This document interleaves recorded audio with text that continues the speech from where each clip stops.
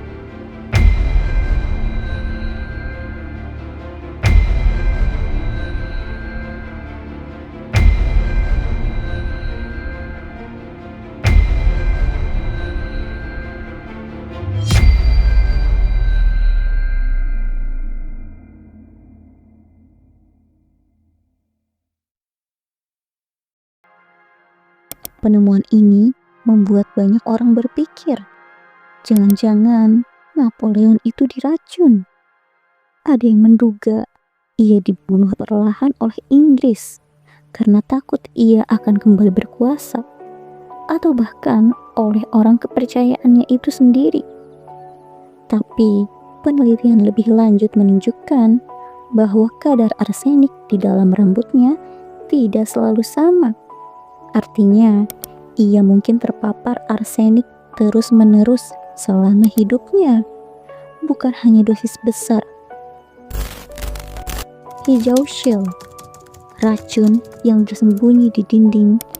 Disinilah peran hijau shield masuk ke dalam cerita. Hijau shield adalah jenis pigmen warna hijau terang yang sangat populer di abad 18 dan 19. Warna ini diciptakan pada tahun 1775 oleh seorang ilmuwan Swedia bernama Carl Wilhelm Scheele. Pigmen ini dibuat dengan mencampur bahan yang bernama arsenik tembaga. Ya, bahan utamanya adalah arsenik, zat yang sangat mematikan. Hijau shield banyak dipakai untuk mewarnai kertas dinding, kain, cat, bahkan mainan anak-anak karena warnanya yang cerah dan harganya yang murah. Menurut beberapa sejarawan, Longwood House, tempat Napoleon tinggal, baru saja didekorasi ulang sebelum ia datang, dan ada dugaan kertas dinding di kamarnya itu diwarnai dengan hijau shield. Teori yang paling terkenal adalah ini. Pulau Saint Helena itu lembab. Dalam kondisi lembab, jamur bisa tumbuh di kertas dinding yang mengandung hijau shield. Jamur ini bisa mengubah arsenik di dalam cat menjadi gas arsenik yang sangat beracun. Gas inilah yang diduga terhirup oleh Napoleon selama bertahun-tahun itu. Perlahan-lahan, gas racun itu merusak organ tubuhnya dan akhirnya menyebabkan kematian.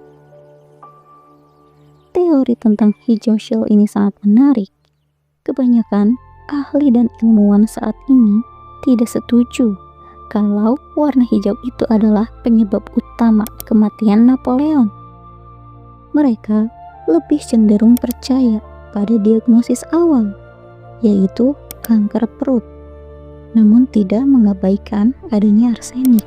Banyak dokter dan ahli sejarah medis modern setelah meninjau ulang catatan otopsi dan gejala yang dialami Napoleon tetap pada kesimpulan bahwa ia meninggal karena kanker perut yang sangat parah. Gejala-gejala seperti sakit perut yang hebat, muntah, berat badan yang turun drastis, dan pendarahan di dalam tubuh sangat mirip dengan gejala kanker lambung stadium lanjut yang juga ditemukan. Bahkan ayah Napoleon juga meninggal karena kanker perut. Ini menunjukkan kemungkinan adanya faktor keturunan. Arsenik mungkin memperparah, bukan membunuh langsung. Para ahli mengakui bahwa ada arsenik di tubuh Napoleon, tapi mereka berpendapat arsenik itu bukan racun yang langsung membunuh, melainkan memperburuk kondisi kesehatannya yang sudah parah karena kanker. Kadar arsenik di rambut Napoleon bisa saja berasal dari berbagai sumber yang umum di abad ke-19. Misalnya, arsenik sering digunakan dalam obat-obatan, kosmetik, bahkan pengawet makanan pada masa itu. Beberapa penelitian menyarankan bahwa arsenik pada kadar yang ditemukan di tubuh Napoleon mungkin tidak mematikan secara langsung, tapi bisa melemahkan tubuh dan mempercepat perkembangan penyakit lain seperti kanker. Ada juga kemungkinan bahwa gejala Napoleon mirip keracunan arsenik dan kanker perut, sehingga mungkin ada kesalahan penanganan medis yang tanpa sengaja mempercepat kematiannya. Pada akhirnya, teori bahwa Hijau Shield membunuh Napoleon melalui racun arsenik adalah cerita yang sangat menarik dan telah memicu banyak penelitian. Namun, berdasarkan kebanyakan penelitian ilmiah saat ini, kanker perut tetap menjadi penjelasan yang paling kuat dan diterima untuk kematian Napoleon Bonaparte.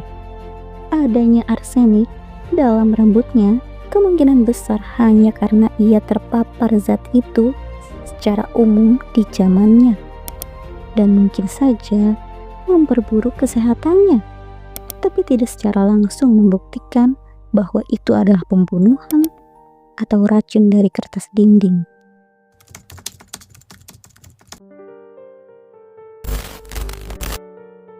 Kisah tentang Hijau Shield dan Napoleon ini menunjukkan betapa menariknya ketika ilmu pengetahuan mencoba mengungkap misteri sejarah. Kisah ini juga mengingatkan kita betapa rumitnya menarik kesimpulan yang pasti dari bukti-bukti masa lalu yang cukup terbatas.